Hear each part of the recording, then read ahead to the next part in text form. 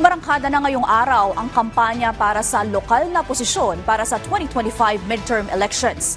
Ang detalye sa Balitang Pambansa ni Isaiah Mirafuentes ng PTV Manila.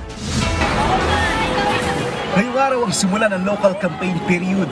Pagkakasyahin nila ang 45 araw para lambingin ng mga botante. Ang may pinakamainit na labanan ngayon, ang lungsod ng Maynila. Maagang nagsimula si Mayor Hani Lacuna kasama ang kanyang mga kapartido sa Our Lady of Fatima Church sa Bacood, Santa Mesa. Nag-motorcade naman si Isko Moreno sa Road 10 kasama ang kanyang mga katikit.